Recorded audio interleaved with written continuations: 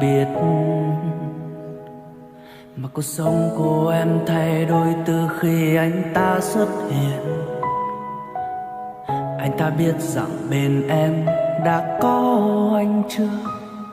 Anh ta biết rằng người yêu em là anh chứ?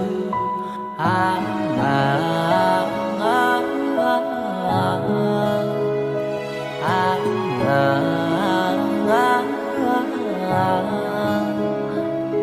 Em chưa từng lo lắng cho một ai khác như vậy, nhưng bây giờ em bỏ mặc anh để quan tâm người ấy.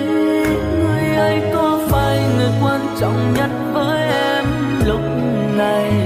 Người ấy có phải người luôn làm em thấy vui mỗi ngày? Người ấy có từng đi qua giông bão, có trân trọng những gì bên nhau, hay chỉ là lúc vui mà thôi? Người ấy có thức cả đêm để lo lắng khi em mệt? Người ấy có hay hỏi thăm mỗi khi em thấy không vui? Người ấy có buồn khi em không nói, có ôm chặt em hay thôi? Nếu có tất cả thì em cứ yêu.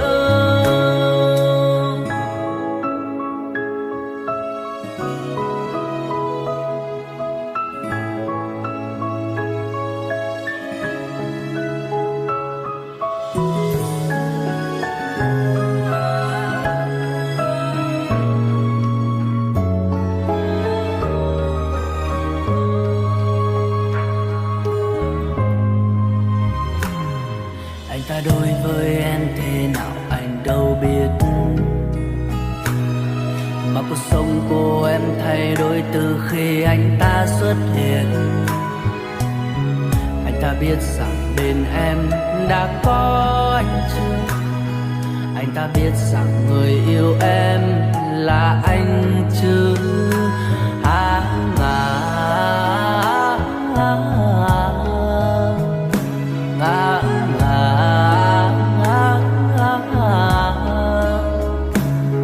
em chưa từng lo lắng cho một ai khác như vậy, nhưng bây giờ em bỏ mặc anh để quan tâm người ấy. Người ấy có phải người quan trọng nhất với em lúc này?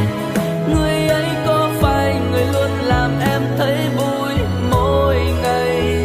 Người ấy có từng đi qua giông bão, có trân trọng những gì bên nhau, hay chỉ là lúc vui mà thôi? Người ấy có thức cả đêm để lo lắng khi em mệt? Người ấy có hay hỏi thăm mỗi khi em thấy không vui? Người ấy có buồn khi em không nói, có ôm chặt em hay thôi? Nếu có tất cả thì em cứ yêu. Người ấy có phải người quan trọng nhất với em lúc này? Người ấy có phải người luôn làm em thấy vui mỗi ngày? Người ấy có từng đi qua giông bão, có trân trọng những gì bên nhau, hay chỉ là lúc vui mà thôi? Người ấy có thức cả đêm để lo lắng khi em mệt? Người ấy có hay hỏi thăm